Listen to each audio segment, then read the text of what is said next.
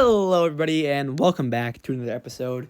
Today, we got ourselves Season 3, Episode 3, Incurable Disease. Takes place late October of 2025. And in this episode, I actually wrote who's talking for the first time, so this is exciting. This will make it a lot easier for you guys to follow along and for me to understand what's going on. So, let's just get right into it. Underdog is peeking around a corner at an unknown location with smoke emitting from a crashed car that is being flipped over.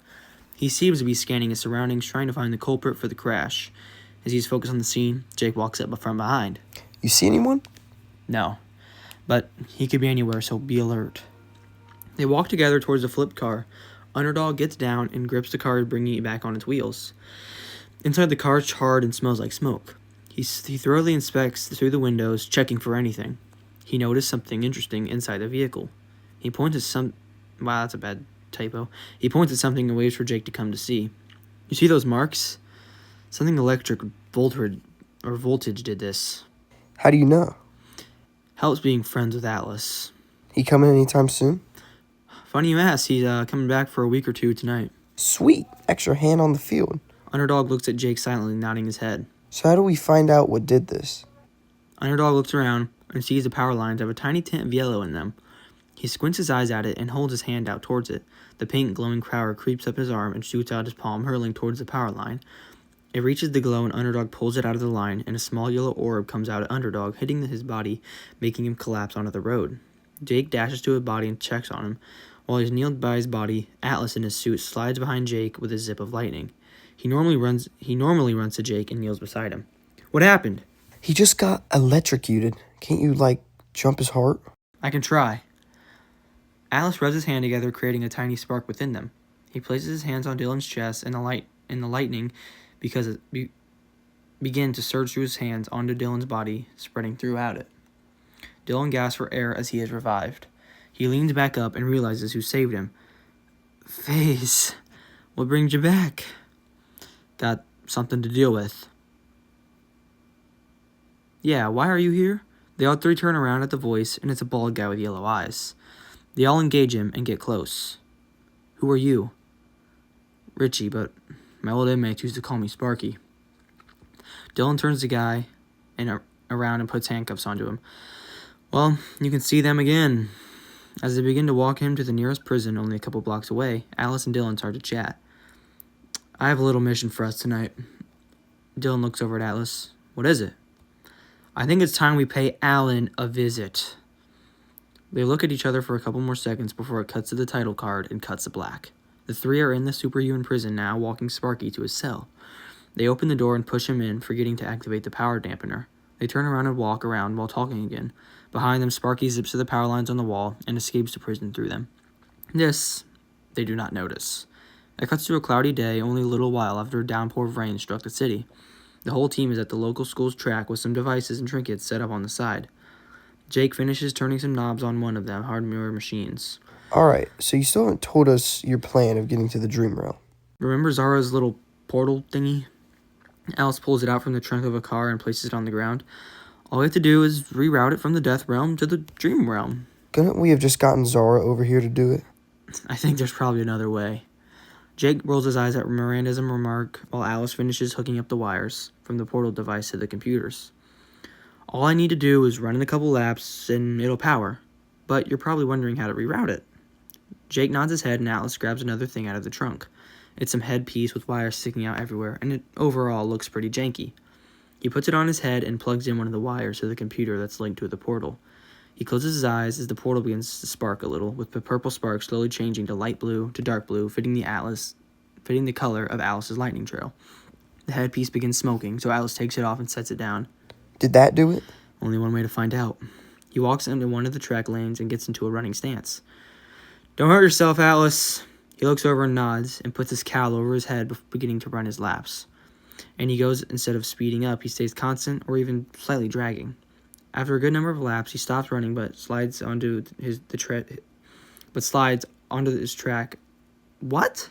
Oh, but slides off onto his side off the track entirely. Grimacing in pain, the whole team runs up to him. Yo, you good? Ugh. Yeah, I'm fine. Just tripped on a stone or something. They helped him up, and the camera focuses onto the portal, which is now activated, shown by a glowing blue portal swirling with the shades of blue inside. Who's ready to enter? It cuts to black and cuts back to the screen slowly opening, mimicking someone opening their eyes.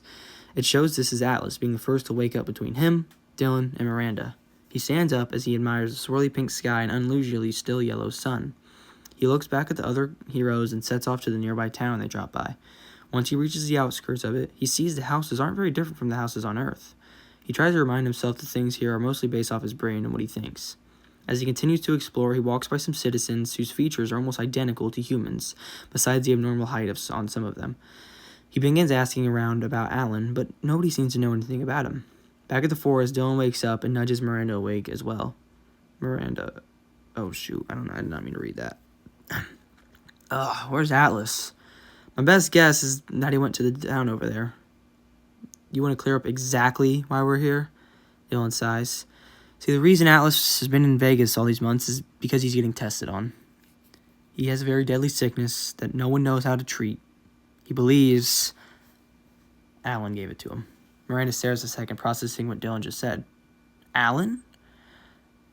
An almost replica of Atlas, just completely different behaviors and emotions. Why was I ever friends with you? Dylan chuckles and starts to trek through the forest towards the town. Back on Earth, Jake is sitting down and monitoring the portal and other statistics. But really, he is scrolling on his phone. Until he gets a notification that grabs his attention. Unidentified man seen traveling through the electrical wires disrupting the grid. Stop this man if you can.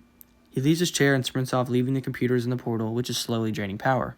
Jake stops running in the middle of a random area outside some internet company buildings. He puts down a little signal jammer onto the ground, knowing it'll stop Sparky from being able to turn into electricity in the affected area. Sometimes you need brains, not brawn. After setting this up, he sits down on the nearby bench and waits. Sitting there patiently, after 30 seconds of this waiting, Sparky pops out of the ground from the signal jammer. Confused where he is, he turns around to find Jake, already halfway through a punch motion at its face. The screen cuts to black as the thud of the hit plays. The back of Jake is shown as he sits on a chair in front of the same cell Sparky was locked in before the power dampener is actually on him this time. Finally waking up, huh? I'm just a distraction, you know. Right, because I'll just blindly believe you. You should. My mentor, or shall I say, leader, is much more competent than yours. And when he arrives, he will crumble this world you stand on. Jake laughs as he listens to this ridiculous tale. This is like the 5th time I've heard of a tale about Lotus. Sparky chuckles and gets more serious. You think Lotus is the one we've all referred to? Who then? Sparky starts to maniacally laugh as he slowly walks backward to the back of his cell.